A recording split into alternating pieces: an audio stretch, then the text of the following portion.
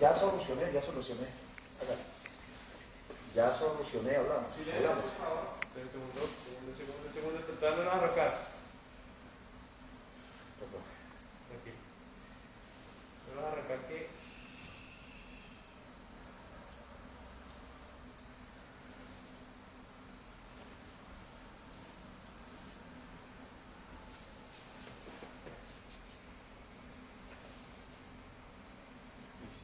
Mirando aquí.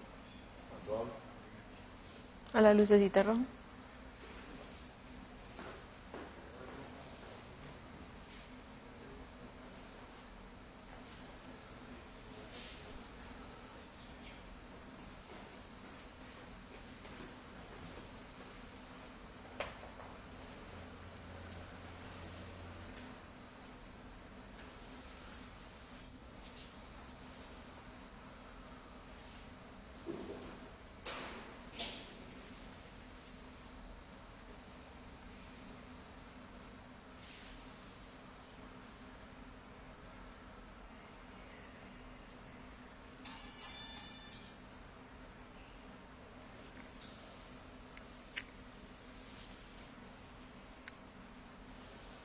El video, ¿no?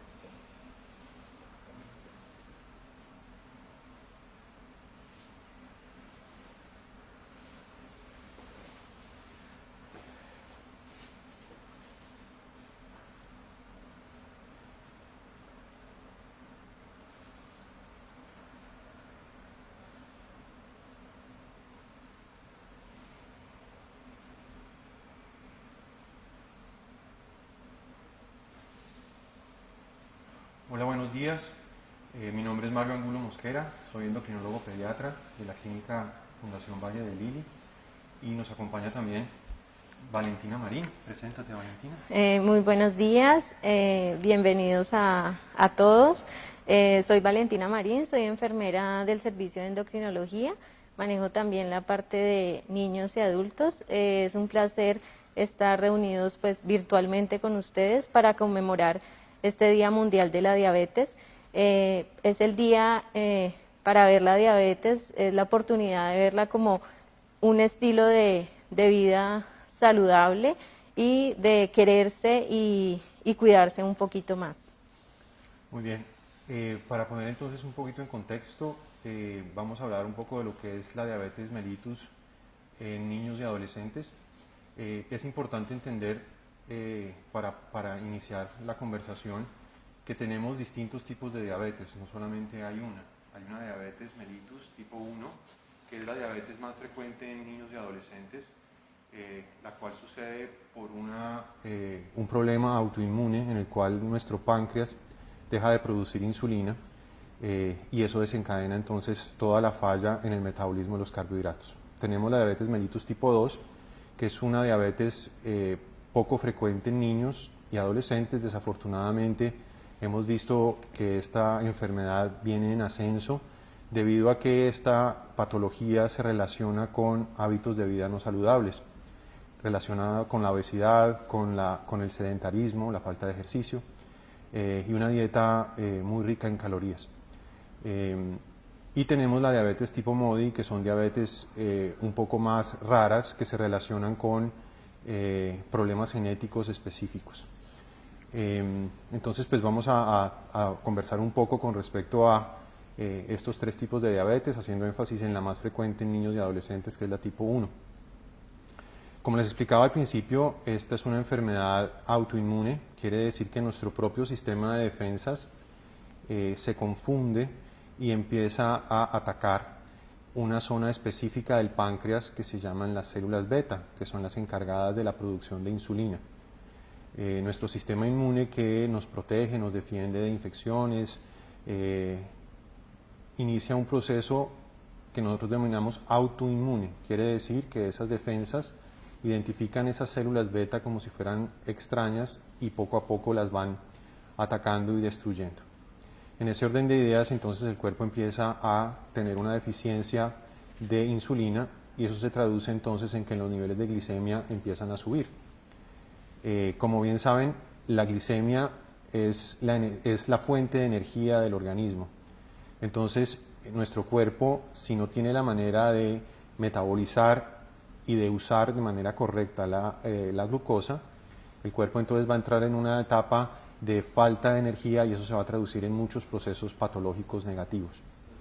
De esa manera entonces, cuando surge esta enfermedad, debemos suplir esa ausencia de insulina mediante el tratamiento. Entonces, como nuestro páncreas deja de funcionar de una manera correcta, nosotros, mediante los tratamientos que tenemos disponibles, debemos entonces acomodarnos y darle al paciente su tratamiento. Como se podrán imaginar, entonces, uno de los pilares del tratamiento es la aplicación correcta de insulina. Para esto, entonces, tenemos distintas opciones de tratamientos que van entonces a permitir que esa glucosa que el cuerpo le cuesta mucho trabajo utilizar cuando tenemos esta diabetes, empezarla a utilizar de manera correcta para que el niño y el adolescente puedan continuar su proceso de crecimiento y de desarrollo. Otro aspecto muy importante del tratamiento es la alimentación. Y para eso, Valentina, quería que tú tomaras la palabra y le explicaras un poco a nuestra audiencia cómo es la alimentación de un paciente diabético, cuáles son los principios importantes. Bueno, entonces, en cuanto a alimentación, hoy quiero hablarles un poco, hay un concepto que es el conteo de carbohidratos, que está, digamos, muy de moda en los pacientes con diabetes. Es un concepto que nos ayuda a cómo debería ser en realidad lo que estaba hablando el doctor en cuanto a la aplicación de insulina. Sería la forma, nos acerca a la forma más fisiológica de esa inyección de insulina. Con el conteo de carbohidratos nosotros nos apoyaríamos que la inyección de insulina sería básicamente enfocada en cuántos gramos de carbohidrato se van a comer y en ese momento en cuánto se tiene la glucosa, que eso se apoyaría con la toma de glucometría. En cuanto a bases de alimentación, cada uno pues debería ir al nutricionista para que le haga como tal su plan de alimentación. Pero para diabetes siempre tenemos pues como unas bases en cuanto a la distribución. Por ejemplo, del plato, el plato saludable, pues siempre nos hablan, el plato debería ser un plato, primero el tamaño debería ser 21 centímetros, ese es el plato que debería ser saludable. Y el plato, la mitad de ese plato nosotros la deberíamos llenar de verdura, ¿sí? Cruda o cocida, debería estar con vegetales, ¿sí? Un cuarto del plato debería ser la proteína y el otro cuarto del plato debería ser el carbohidrato. Esa sería la distribución base, pero como les digo, lo ideal sería, pues obviamente el plan nutricional debería ser dado por la nutricionista. Valentina, perdóname, te interrumpo. ¿Por qué es tan importante hacer el énfasis en que el paciente diabético cuente carbohidrato? ¿Qué tiene el carbohidrato que, por ejemplo, no tienen los vegetales o que no tiene la proteína? Y por eso es que él se debe enfocar en que lo que debe cuidar es el consumo de carbohidrato. Muy bien, doctor. Básicamente los carbohidratos son los alimentos que más impactan sobre los niveles de glucosa. Sí, digamos que es los alimentos que al consumirlos rápidamente elevan los niveles de glucosa. Ellos tienen algo que se llama índice glicémico y es la velocidad que tienen los alimentos de elevar rápidamente los niveles de azúcar. Entonces, digamos que son los alimentos que más importancia tienen en la diabetes, porque son los responsables de elevarnos el azúcar. Entonces, en cuanto a los carbohidratos, hay unos que se clasifican en carbohidratos simples, que esos son los que uno les dice al paciente, bueno, estos son los que usted debería como tal evitar, porque tienen un índice glicémico alto. Sube muy rápido la glicemia. Exacto, suben rápidamente, entonces ahí está el azúcar, la panela, la miel, que es lo que uno le dice al paciente, venga, estos son los prohibidos. Y hay carbohidratos complejos, que ahí sí, entonces digamos que su índice glicémico es más lento, el paciente los puede consumir, pero igual debe aprender qué porción. Entonces, para seguir hablando lo del conteo de carbohidratos, les voy a explicar algo acá rápidamente. El objetivo de hacer conteo es que cuando se hace conteo de carbohidratos, se identifica obviamente cuántos carbohidratos me estoy comiendo y sobre eso, cada vez que el paciente vaya a comer, específicamente va a identificar los gramos de carbohidrato que va a consumir y sobre eso se hace un cálculo de algo que hace el endocrinólogo que se llama ratio. El ratio básicamente es una unidad de insulina, cuántos gramos de carbohidrato le cubre. Eso es específicamente al paciente. ¿Sí? Es específico. O sea, hay una ratio por cada paciente. Claro, doctor, esto es específico.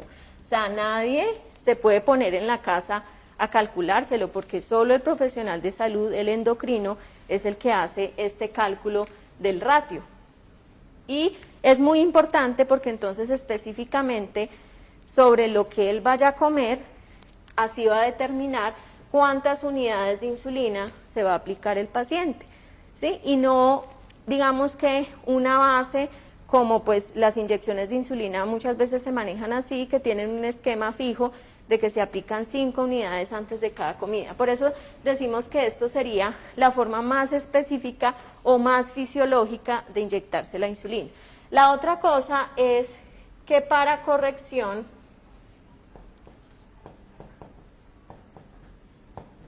también aplica un concepto que se llama sensibilidad.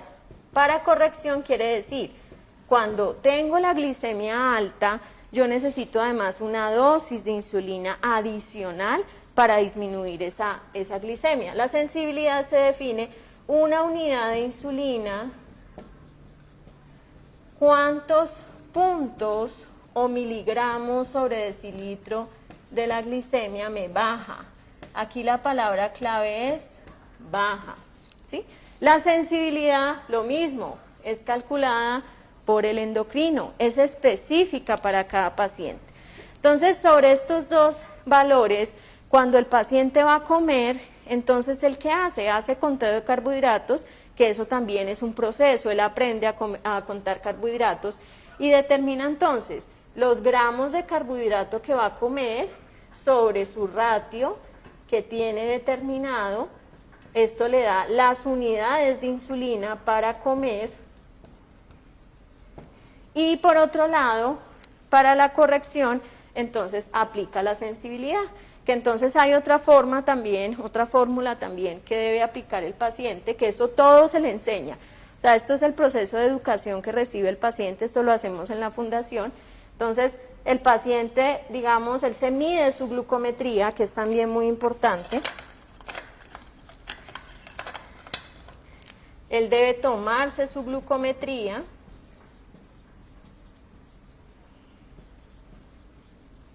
Él debe tener una glucometría meta, que también es establecida por el médico. Y sobre la sensibilidad calculada, también por el médico, es que determinamos las unidades de insulina que me van a corregir. Entonces, como les digo, esta sería la forma fisiológica de inyectarse la dosis de insulina. Entonces, para resumir un poco esta explicación muy precisa que Valentina nos da, básicamente lo que tenemos que entender es que nuestro páncreas, un órgano muy complejo, muy específico para mantener estable los niveles de glicemia, ya no funciona. Esa manera precisa como el páncreas mantiene los niveles de glicemia ya no están. Entonces nosotros, mediante estas herramientas, tenemos que ser el páncreas. Tenemos que, mediante nuestro análisis matemático, que acaba muy bien de explicar Valentina, la lógica que le aplicamos al proceso, nosotros entonces debemos suplir eso que nuestro páncreas ya no está haciendo y tratar de suplirlo y de hacerlo de la manera más fisiológica, más precisa posible. Por eso es tan importante que estas herramientas se logren aplicar a la hora de el correcto control de la enfermedad. Entonces nosotros, mediante este tipo de análisis y de cálculos matemáticos, vamos entonces a darle a nuestro paciente lo que ese páncreas ya no le está dando y de esa manera vamos a mantener los niveles de glicemia correctos y esto va a permitir que entonces el paciente tenga toda la energía para poder crecer, desarrollarse, cumplir con todas sus funciones de vida, para que, pues, digamos, su vida transcurra en la normalidad.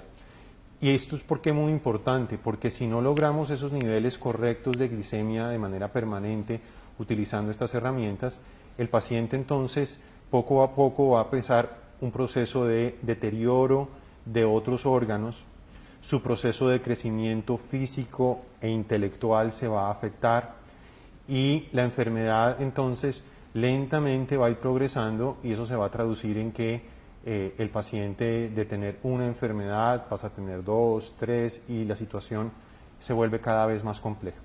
Entonces es por esto muy importante que desde el inicio del diagnóstico de esta patología logremos entonces entender que nosotros debemos suplir esa función del páncreas y de esa manera vamos a tener un paciente que se mantiene correcto. Entonces, digamos que hemos hablado de 2 de los 3 pilares del tratamiento, la aplicación de insulina, la alimentación correcta y nuestro análisis de qué es lo que vamos a comer para poder definir qué insulina nos ponemos. Y el tercer pilar es medirse, porque sin esa medición, sin nosotros saber qué glucometría tenemos, qué niveles de glicemia tenemos, todo este proceso que Valentina muy bien describía no tiene, digamos, el sustento claro. Entonces, si nosotros hacemos todo esto, pero no sabemos qué glucometría tenemos, los números no nos van a dar, va a ser un cálculo muy general y no vamos a tener un correcto control. Entonces, si quieres, Valentina, puedes explicarles cómo se hacen las glucometrías, cuáles son los lugares, qué tenemos disponible para esto. Sí, bueno, como dice el doctor, el automonitoreo, el autocontrol en casa es supremamente importante. Si ustedes no se toman glucometrías es como estar a ciegas, ¿sí? Ustedes tienen una terapia, se ponen la insulina, pero si no hay control es estar a ciegas. Entonces, pues, tenemos los sistemas de, bueno, el glucómetro como tal, que ustedes pues lo manejan en casa. Recordar que la glucometría, lo más importante de la técnica es que tengan las manos limpias, secas, y muchas veces ustedes le echan la culpa al glucómetro o bueno, las tirillas, lo más importante de la glucometría, las tirillas como tal. Entonces siempre garanticen que las tirillas están vigentes, ustedes no pueden usar tirillas vencidas. Las manos limpias y secas, si dejan las manos húmedas, eso también influye en el valor que vamos a tener. Los dedos siempre puncionarlos en las caras laterales, no en el centro, pueden rotar todos los dedos.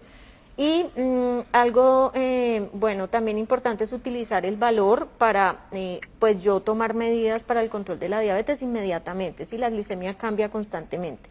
Hoy en día tenemos muchos sistemas que han avanzado en tecnología. Tenemos el sistema, por ejemplo, de monitoreo intermitente, que es el sistema de freestyle libre. Entonces es un sistema también pues que es bueno para el que lo pueda utilizar. Es un sistema que utiliza un sensor. También hay que tener en cuenta que pues en algunos momentos habría que corroborar con glucometría en sangre. Y pues tenemos el sistema de monitoreo continuo de glucosa, pues que nos los ofrece las bombas de insulina. Entonces son todos sistemas de monitoreo, pero como decía el doctor, sin esto estamos a ciegas. O sea el sistema que usted tenga, el indicado para usted, porque cada uno tiene una indicación, hay que utilizarlo bien y es supremamente importante también, como decía el doctor. Si usted no se mide, estamos a ciegas y no vamos a poder tener control. De todos modos, todo lo que es manejo, digamos, de insulinas o toma de glucometría, en la página de la fundación tenemos la página en la parte de la web de educación, está toda la parte de inyección de insulinas, en la parte también hay una parte de alimentación, de la parte de conteo de carbohidratos, allí lo pueden profundizar un poco más. Toda la parte de la técnica de inyección y esto. Muy bien. Entonces, digamos que de manera pues muy resumida, pero muy precisa, les hemos descrito los 3 pilares sobre los cuales se sostiene el tratamiento de esta enfermedad: aplicación de insulina, una alimentación inteligente, organizada y las mediciones de esas glicemias. Integrando estos 3 aspectos, entonces nuestro paciente va a tener un correcto control de su enfermedad y va a poder continuar con todos sus procesos fisiológicos sociales, de educación, que necesita pues, un chico para poderse desarrollar bien. Hay otro concepto muy importante cuando enfrentamos el problema de la diabetes, que son las hipoglicemias. La hipoglicemia es un fenómeno que sucede cuando de pronto alguno de estos aspectos que hemos hablado previamente falla, de pronto contamos carbohidratos mal, pensábamos que en el plato había 50 gramos de carbohidrato, pero en realidad había 30, y entonces eso nos dio un cálculo para aplicar tantas unidades de insulina, y como calculamos mal el conteo, nos pusimos un poco más de insulina y eso llevó a que el paciente hiciera una caída en sus niveles de glicemia. Entonces este es un fenómeno que sucede frecuentemente, por lo tanto debemos tener la tranquilidad y la certeza de cómo manejarlo. Y es, digamos, algo que es muy importante, ya que una hipoglicemia es algo que debemos corregir rápidamente y es algo que debemos estar preparados para hacer de manera correcta. Entonces, es fundamental entender que las hipoglicemias alrededor del tratamiento de la diabetes van a suceder y simplemente tenemos que tener la certeza y la claridad de cómo manejarlas. Entonces, Valentina, si quieres nos conversas un poquito de cuál es la indicación, cómo se corrige una hipoglicemia para que el paciente logre superar este problema que es tan frecuente. Bueno, hay una regla específica para el manejo de hipoglicemia, que hay una regla estándar que se llama la regla del 15 por 15. Nos orienta qué hacer en el momento de una hipoglicemia. Como decía el doctor, es supremamente importante saber actuar porque es una de las complicaciones agudas de la diabetes que pues debemos manejar en el momento. Entonces, la regla del 15 por 15, básicamente el primer 15 nos orienta que debemos consumir 15 gramos específicamente de líquido con azúcar. ¿Por qué debe ser líquido? Porque necesitamos algo que transporte y se absorba rápido, porque en hipoglicemia hay que subir rápidamente la glucosa. Entonces, que utilicen mejor el líquido, ¿sí? No utilizar chocolatinas, no irse a comer helado, el brownie o comer todo lo que nos encontremos, porque luego, primero, esas cosas son carbohidrato complejo, se demoran mucho en absorberse y se van a estar mucho tiempo en hipoglicemia y luego van a terminar en hiperglicemia, que es lo que no queremos. Entonces debe ser en esa dosis de 15 gramos de carbohidrato. ¿Qué tiene 15 gramos de carbohidrato? Medio vasito de agua con una cucharada sopera de azúcar, eso tiene 15 gramos. Otra opción es medio vasito de gaseosa, tiene 15 gramos. Gaseosa normal, no puede ser cero, en ese momento es en el único momento, digamos, que tienen derecho a consumir el carbohidrato simple, que es el prohibido que hablábamos ahora. Otra opción es media cajita de jugo HIP, tiene más o menos los 15 gramos. O hay unos sellitos de leche condensada, eso tiene 17 gramos de carbohidrato, lo podríamos utilizar. Eso hace referencia a los primeros 15. Debemos esperar 15 minutos, que son los segundos 15, para esperar que el líquido actúe y tenemos que volver a tomarnos una glucometría. Debemos cerciorarnos de que salimos de la hipoglicemia, porque quedarnos en hipoglicemia está básicamente sufriendo el cerebro. Entonces debemos garantizar que ya salió de la hipoglicemia. Una vez el paciente ya se encuentre por encima de 70, entonces ya debe consumir ya un carbohidrato complejo, digamos que lo ayude a mantenerse. Esa es la regla del 15 por 15. Muy bien, bueno, entonces digamos que a grandes rasgos hemos conversado un poco con respecto a la diabetes mellitus tipo 1. Ahora quiero hablarles brevemente de la diabetes tipo 2. Esta es una enfermedad también crónica que está relacionada directamente entonces con hábitos no saludables y también tiene un componente genético familiar.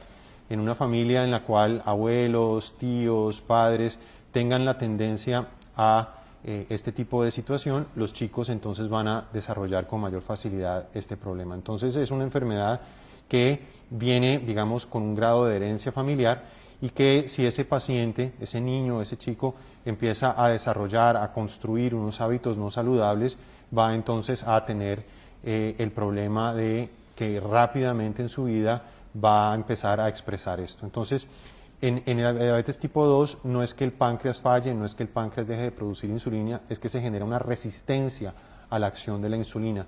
Por esa ganancia de peso, por esos hábitos no saludables, el cuerpo entonces, imaginen, genera una barrera entre lo que es la función de la insulina y el metabolismo de la glicemia.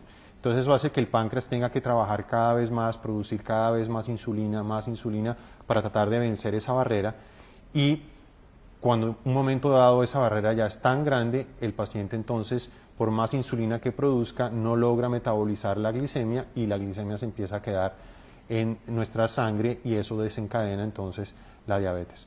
Entonces, como se podrán imaginar, el manejo de la diabetes tipo 2 es completamente diferente al de la diabetes tipo 1, en cuanto a que el pilar de esta enfermedad, de su tratamiento, es cambio de hábitos. Necesitamos que esa barrera que se ha generado, intentar reducirla al máximo para que entonces el paciente pueda retomar un correcto funcionamiento de su metabolismo de los carbohidratos.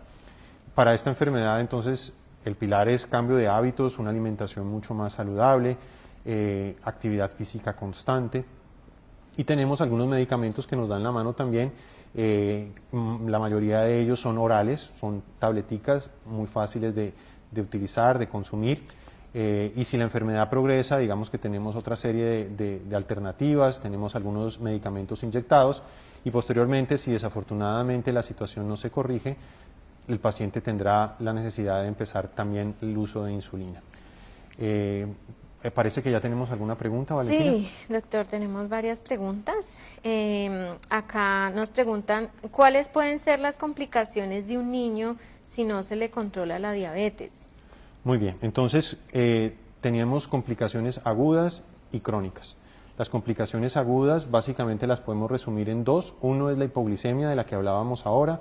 Ya Valentina nos explicó cómo corregirla. Es muy importante y estar atentos a corregirla, ya que si la hipoglicemia no se corrige y el niño sigue cayendo y cayendo en la glicemia, esto puede llevarlo a una convulsión o a situaciones aún más delicadas. Entonces la hipoglicemia es una complicación aguda que hay que corregir y tenemos que estar atentos. La otra complicación aguda es cuando tenemos niveles de glicemia elevados de forma constante y mantenida. El paciente entonces puede entrar en lo que nosotros llamamos una cetoacidosis diabética, que es un estado en el cual el cuerpo no tiene la posibilidad de metabolizar el azúcar por mucho tiempo y entonces empieza a buscar mecanismos alternos para ese metabolismo, y eso entonces desencadena en el cuerpo un desequilibrio que lleva a que nuestro cuerpo se le caiga de una manera significativa el pH de la sangre, y eso hace que entonces entremos en un estado de acidosis que, si se mantiene en el tiempo, también puede llegar a ser muy peligroso. Entonces debemos tener en cuenta que no nos gusta ni la hipoglicemia ni tampoco la hiperglicemia mantenida. Entonces lo ideal es mantener unos niveles estables, lo ideal es mantener unos niveles más o menos entre 90 y 140, ese es como lo ideal. Digamos que esas serían las dos complicaciones agudas. Luego tenemos complicaciones crónicas en las cuales suceden luego de varios años de que el paciente no adquiere un buen control. Entonces se empiezan a presentar complicaciones a nivel de los riñones. Entonces el paciente poco a poco puede empezar a desarrollar una falla renal hasta que el riñoncito ya no funciona más. Puede haber también una complicación a nivel de la retina, y esa retina empieza a verse afectada y eso puede llevar inclusive hasta una ceguera. Puede haber también complicaciones a nivel vascular de la microcirculación de los dedos. Entonces son muchas complicaciones crónicas que pueden llevar a que otros órganos fallen y se empiecen a generar otras enfermedades. Entonces eso es, digamos, a grandes rasgos, la perspectiva de las complicaciones. Sí, doctor, para complementar, yo diría que básicamente todo está enfocado en el control. Si hay control de la diabetes, nada de esto no va sucede. a pasar nada de las complicaciones. Doctor, ¿cómo es el tratamiento de las bombas de infusión? Nos preguntan. Las bombas de infusión entonces son una alternativa terapéutica en la cual utilizamos la tecnología para poder entonces administrar de una manera precisa la insulina. Entonces es una maquinita que se llena de insulina rápida, o sea, una insulina de acción rápida, y entonces esa máquina tiene un catéter que va insertado al tejido celular subcutáneo del paciente, y mediante unos cálculos y, digamos, una memoria, un pequeño computadorcito que tiene la máquina adentro, nosotros hacemos todos estos cálculos que Valentina muy bien describía, y entonces el paciente va a poder administrarse insulina de una manera más eficaz, digámoslo así.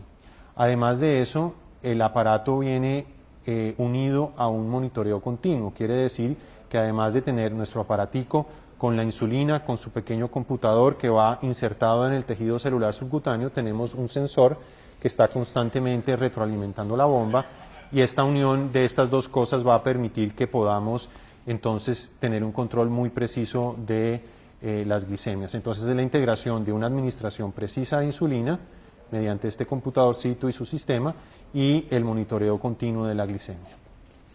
Bueno, doctor, aquí dice, ¿tomar mucha gaseosa y comer muchos dulces puede llevar a la diabetes en los niños? Bueno, entonces ese es un mito que existe.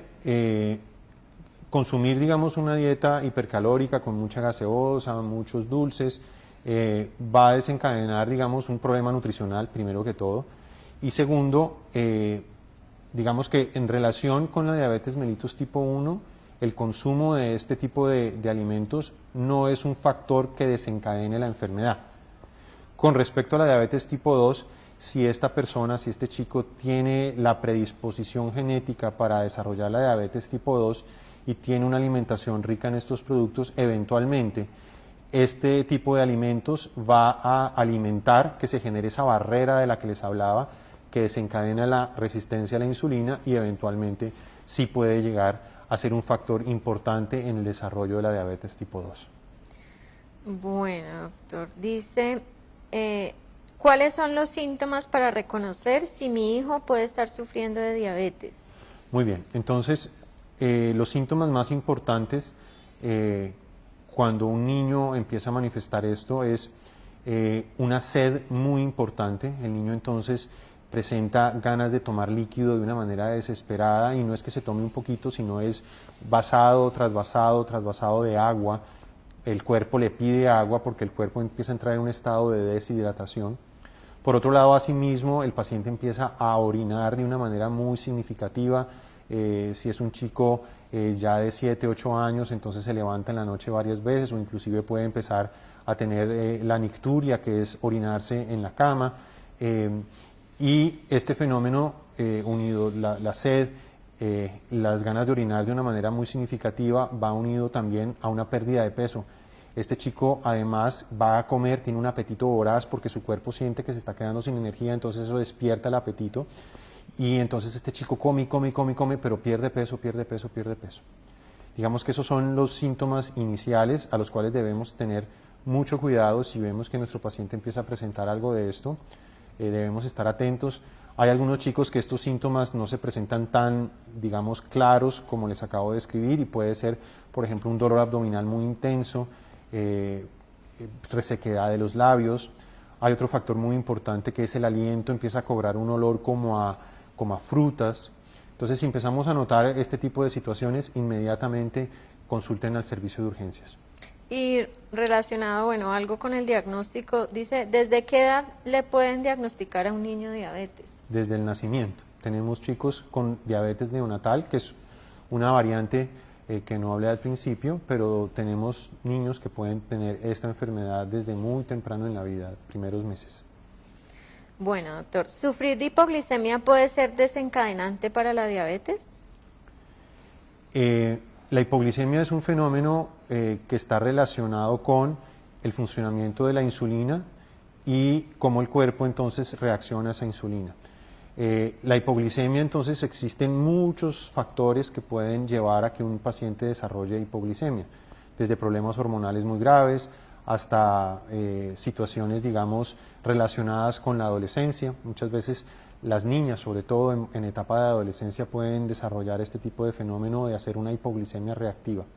Hay otro tipo de hipoglicemia que sí está en relación con la construcción de esta barrera que les hablaba de la diabetes tipo 2. Esa barrera puede ser no igual en todos los órganos. Por ejemplo, puede haber una barrera muy grande en el hígado, pero no tanto en el músculo. Entonces, cuando se empieza a generar este problema, al inicio del problema sí puede haber una tendencia a hacer algún grado de hipoglicemias. Entonces, la hipoglicemia es un factor muy general que puede obedecer a muchas causas. Una de esas muchas causas puede ser una etapa inicial en la cual esta resistencia a la insulina se está empezando a presentar. ¿Cuánto tiempo recomiendan en la semana hacerse una glucometría? siempre Si el paciente es relativo. diabético, la glucometría se debe hacer idealmente 6 veces al día. No es una glucometría de vez en cuando, ya que debemos estar muy atentos a cómo va evolucionando nuestro nivel de glicemia. Acuérdense que nosotros debemos pensar por nuestro páncreas. Y si no tenemos los niveles de glicemia, ese análisis que hacemos de cómo está el paciente está completamente a ciegas, como bien decía Valentina. Entonces, la glucometría es fundamental en el paciente diabético y lo ideal es que se haga por lo menos 6 veces al día. Antes del desayuno, 2 horas después, antes del almuerzo, 2 horas después, antes de la cena, 2 horas después. Eso está relacionado también. Había otra pregunta, ¿hay que medirle al niño el azúcar todos los días? Entonces, si usa insulina, la respuesta es sí, o sea, como contestó el doctor en los momentos que aparecía. Dice, tengo diagnóstico de diabetes desde los 13 años, ya tengo 43 años, me aplico Tresiba y Aspar y aún me pueden tener terapia con bomba de insulina. Claro, la respuesta es sí, en cualquier momento que tu endocrino considere que el tratamiento con bomba de insulina puede ser más útil para ti, se puede hacer el cambio sin ningún problema. Hay que aprender cómo funciona, hay que organizar las dosis, hay que cuadrar ese pequeño computadorcito que tiene la bomba, pero la respuesta es sí, definitivamente. Hay una pregunta del ayuno intermitente, Doc. ¿Es conveniente el ayuno intermitente en los diferentes tipos de diabetes?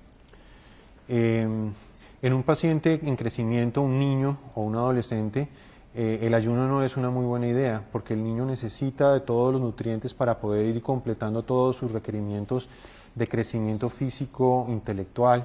Entonces, en la población pediátrica el ayuno no está recomendado. Dice, sabiendo que la diabetes tipo 2 es básicamente hereditaria, ¿se puede prevenir o evitar tomando medidas en la juventud? Totalmente sí, y eso es lo más importante y muchas gracias por esa pregunta, porque nosotros hacemos mucho énfasis en la prevención. Entonces, si sabemos, por ejemplo, mi mamá tuvo diabetes, mi suegra tuvo diabetes, mi hermano tiene diabetes y yo tengo un bebé de 4 o 5 años y estoy viendo que ese bebé, cada vez que lo llevo al pediatra, el pediatra me dice, ten cuidado que está ganando mucho peso, ten cuidado.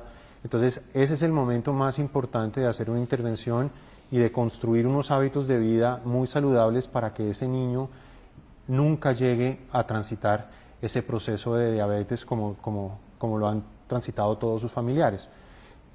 Motivarlo para que se una a una actividad física constante, incentivarle que adquiera el amor por un deporte, incentivarle que adquiera un amor por la alimentación sana, tener como base de su nutrición las frutas y vegetales, dejar muy de lado todo lo que es pues, la comida chatarra, la comida procesada y todo este tipo de productos van a desencadenar que ese niño crezca en un ambiente saludable y permita que entonces nunca llegue a desarrollar este tipo de enfermedad.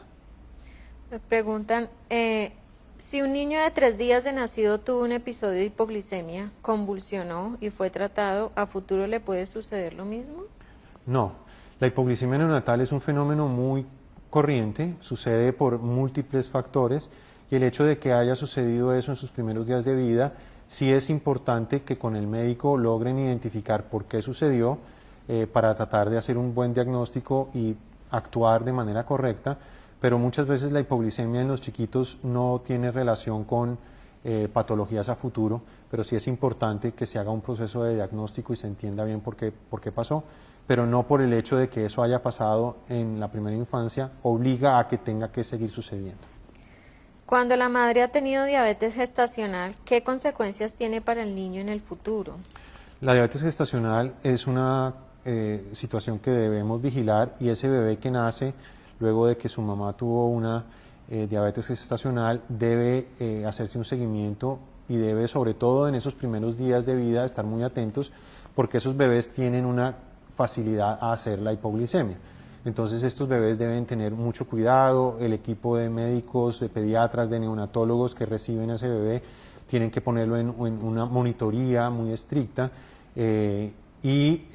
una vez se supera, digamos, esta primera etapa de vida, ese bebé si sale bien y no quedó con ningún tipo de situación, se corrigió o se evitó que desarrollara la hipoglicemia, no tiene por qué tener ninguna dificultad en el futuro. Bueno, nos preguntan algo sobre las frutas que pueden consumir los niños diabéticos. Diría que la fruta, no hay fruta prohibida, sino la forma, primero es la porción en que se come. No que porque sea fruta entonces podemos llenar el plato lleno de fruta o el vaso lleno de fruta. Lo otro es que la fruta siempre hay que comerla entera, porque la fruta cuando la trituramos, la colamos y la ponemos en jugo, está perdiendo las propiedades que tiene en realidad la fruta, que es la fibra, las vitaminas y los minerales, y estamos dejando solo la fructosa. Entonces, la fruta se puede comer entera y la porción es lo indicado, debe ser una del tamaño del puño o medio vasito de fruta picada. Lo otro es que hay unas frutas que pueden tener más índice glicémico que otras, que era lo que hablábamos ahora, pero en realidad es la porción, o sea, y cada paciente tiene una respuesta glicémica también diferente. Entonces, yo no puedo decir que el banano, que me dicen que tiene un índice glicémico alto, entonces generalizar y decirle a la mamá, no, al niño no le puede dar banano nunca. Hay que mirar la respuesta glicémica que tiene él y de pronto es una porción de banano un poco más pequeña, pero todo yo diría que está en la porción. Y tratar de que la fruta sí sea pintona o verde, porque la fruta entre más madura, más fructosa tiene, pues más azúcar tiene. Sí, muy bien. La fruta entonces es pues uno de los pilares de nuestra nutrición y el niño sano o el niño diabético debe consumirla. Y lo que se debe hacer, entender, es que si vamos a consumir fruta y el niño es diabético, entonces simplemente hacer el conteo de carbohidratos, que bien hablaba Valentina. Entonces si en ese conteo de carbohidratos nos da un número que necesita insulina, entonces simplemente le servimos su ensaladita de frutas o lo que vaya a comerse, le ponemos su insulina antes de que se la coma y el niño se puede comer su fruta sin ningún problema y es necesaria para el crecimiento sano de todos los niños. Entonces es simplemente, si el niño es diabético, tener en cuenta que esa fruta va a aportarle carbohidratos, tiene fructosa, que se va a traducir en que si se come esa ensalada de frutas y no se puso insulina, probablemente va a tener un pico de glicemia y eso es lo que no queremos. Entonces es muy importante que se entienda que la fruta es necesaria, pero que si el niño es diabético, debe entonces tener la medida de aplicarse su insulina, si así lo requiere, la porción que el niño se va a comer. Doctor, dicen que si hay estadística en el mundo de cuántos niños padecen diabetes y que si puede tener una buena calidad de vida siendo diabético. Sí, claro, estadísticas hay hoy en día de todo. Como les mencionaba, hay muchos tipos de diabetes. La más frecuente en el mundo, teniendo en cuenta la población niños y adultos, es la diabetes tipo 2. Desafortunadamente es una epidemia de cientos de millones de personas hoy en día con esta enfermedad. La diabetes mellitus tipo 1 no, es menos frecuente, pero también es muy frecuente y desafortunadamente hemos visto cómo hay un aumento progresivo de esta enfermedad en todo el mundo. Los países tropicales teníamos algún grado de protección, veíamos, no se sabe muy bien por qué, que la incidencia de la diabetes tipo 1 en los países que estamos en el trópico era menos frecuente que los países que estaban lejos del trópico. Pero vemos que poco a poco en nuestro país y otros países similares la enfermedad también viene progresando. ¿Y cuál era la segunda parte de la pregunta, Valentina? Que si pueden tener una buena calidad de vida. Por supuesto, claro que sí. Si se hace un buen tratamiento, si se entiende bien la enfermedad, el paciente puede desarrollar una calidad de vida totalmente normal. Atletas, tenemos atletas que son diabéticos y son de muy buen rendimiento, todo tipo de colegas, ingenieros, bueno, todo tipo de profesiones completamente sanos y correctos y con una vida totalmente normal, tienen sus hijos, sus familias, no hay ningún problema siempre y cuando la enfermedad se controle. Sí. Hay una pregunta, dice, tengo un niño de 13 años que se le bajaba mucho el azúcar, pero hace cuestión de 3 semanas se le ha subido hasta 220. Estamos esperando unas pruebas de orina, ¿puede que sea diabético? ¿Cuáles son los niveles normales para esa edad? Entonces, el diagnóstico de diabetes se hace cuando tenemos un nivel de glicemia en ayuno superior a 125 o cuando tenemos un nivel en cualquier momento del día superior a 200. Entonces, si ese niño ya ha tenido algún valor, como bien lo dice la pregunta, por encima de 200, de 220, quiere decir que sí, el diagnóstico es de diabetes y hay que empezar a actuar urgentemente para que la situación se controle y el niño no desencadene alguna de las complicaciones agudas de las que hemos hablado, sobre todo la cetoacidosis. Y hay una pregunta, dice, ¿los niños macrosómicos pueden ser diabéticos? Un niño cuando nace macrosómico es generalmente, o no generalmente, pero sí tiene tendencia a ser hijo de madre diabética. Las madres diabéticas normalmente tienen hijos macrosómicos, entonces por eso es que existe esa relación entre diabetes gestacional, hijo macrosómico y la hipoglicemia. Esa es básicamente la relación que existe.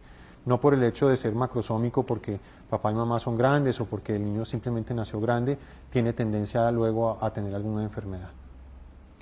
Dice, si un niño de 9 años tiene abuela diabética tipo 1, ¿con qué periodo se debe hacer chequeos el niño? O sea, es más enfocado como si hay algo, un examen para prevenir, bueno, no prevenir, sino diagnosticar rápidamente diabetes tipo 1. El hecho de que su abuelita tenga diabetes tipo 1 no predispone, digamos, de una manera significativa a que el niño vaya a tener diabetes. Acuérdense que la diabetes que se relaciona más con antecedentes familiares es la diabetes tipo 2 o estas otras diabetes genéticas. Lo que yo recomiendo en ese caso es simplemente que el niño sea llevado a sus controles habituales con su pediatra y su pediatra seguramente cada 6 meses o cada año estará haciendo unas pruebas generales en las cuales hará una prueba muy buena que se llama la hemoglobina glicosilada, en la cual se mide cómo han estado el promedio de glicemias de los últimos meses, y si ese examen tiene tendencia a salir alto, entonces ahí ya se prenderán las alarmas y serán más estudios, pero no amerita ningún otro manejo diferente a un control juicioso por su pediatra y eventualmente estar haciendo cada 6 meses, cada año este examen que se llama hemoglobina glicosilada. Bueno, hay otra relacionada con el peso, que cómo me puedo dar cuenta si el peso de mi hija es un factor de alarma para que ella pueda sufrir de diabetes. Entonces tenemos maneras específicas y objetivas de evaluar el peso de los niños. Entonces cuando el niño va donde el médico, el pediatra o la enfermera, ella entonces lo pesa, lo mide, y cuando tenemos esos dos números, los kilogramos de peso y los centímetros de estatura, calculamos un índice que se llama el índice de masa corporal. Y ese índice de masa corporal se lleva a unas tablas, y si la tabla nos indica que el punto está por encima del percentil 85, o sea que el niño tiene un peso más alto que la mayoría de los niños para su edad y para su tamaño, entonces ese niño ya entra en el rango de sobrepeso, y ahí es donde debemos actuar y reorganizar esos hábitos. El percentil 85 del índice de masa corporal hasta el percentil 95 es la zona de sobrepeso. Si está por encima del percentil 95 ya estamos en zona de obesidad, y definitivamente ahí ya estamos en una alerta roja y tenemos que hacer cambios radicales para poder llevar nuevamente ese paciente a tener un índice de masa corporal correcto por debajo del percentil 85. Entonces siempre que vayan donde el pediatra, pregunten, doctor, ¿cómo está el índice de masa corporal? ¿Qué percentil le dio? Para que entonces ustedes se enteren y puedan ver que efectivamente el paciente tiene un buen peso para su talla y para su edad, o si debemos actuar porque la tendencia es a subir de manera significativa. Un niño con hipoglicemia de 12 años que tiene problemas de obesidad y cada que come le da mareos, ¿puede ser signo de alarma? Sí. El hecho de que él coma y sienta mareos quiere decir que esa barrera de la que les hablaba, que se genera en el cuerpo debido a la ganancia de peso exagerada, empieza entonces ese páncreas, digamos, para tratar de meter esa glicemia dentro de la célula y que se pueda hacer el metabolismo de los carbohidratos. Entonces ese páncreas suelta una cantidad enorme de insulina, y esa cantidad enorme de insulina genera en el cuerpo entonces algunas veces que pueda haber una hipoglicemia, como les hablaba, o simplemente una sensación de malestar. Y si el paciente entonces tiene problemas de peso y cuando come tiene esta sensación de mareo, sin duda alguna es una advertencia de que la tendencia es hacia desarrollar esta resistencia a la insulina y debemos consultar inmediatamente. Bueno, entonces yo creo que podemos terminar allí. Yo creo que, doctor, es más como hacer énfasis en pues las recomendaciones como tal, todo lo que se habló de pues los pilares del tratamiento ya teniendo la enfermedad, y la prevención, pues específicamente para la diabetes tipo 2, que como nos decía el doctor, pues es alarmante como ver que la diabetes tipo 2 en niños y adolescentes se nos está disparando relacionado con los malos estilos de vida. Pues es también un llamado a acudir rápidamente, pues si tenemos signos y síntomas de alarma, ir donde los especialistas. Estos son enfermedades que necesitan control por especialistas, necesitan de seguimiento, de ser tratadas, necesitan de un grupo multidisciplinar, del endocrino, de la nutricionista, de la enfermera educadora. Nosotros en la fundación tenemos todo el grupo. Acá se presta todo el servicio de lo que es consulta presencial, por teleconsulta. Entonces es muy importante que estén atentos, y como decía el doctor, todo está basado en el control. Ustedes pueden ser diabéticos, pero si tienen control de su enfermedad, no pasa nada. Ese es el éxito. El éxito de la enfermedad ya es cuando tengo el diagnóstico, es tener el control, no va a pasar nada. Muy bien, sí, agradecerle entonces a la audiencia. Aquí en la Clínica Valle de Lili estamos dispuestos, todo un equipo de médicos, enfermeras, nutricionistas, para poderles ayudar a que podamos navegar este proceso. Tenemos entonces, como bien lo decía Valentina, citas presenciales, también tenemos citas virtuales, y estamos dispuestos a ayudarles en todo momento para que puedan mantener la salud. El tema de prevención es muy importante, y traten de tener la vida lo más sana posible, traten de ser lo más felices posibles, y estamos con muchísimo gusto siempre para servirles. Muchas gracias.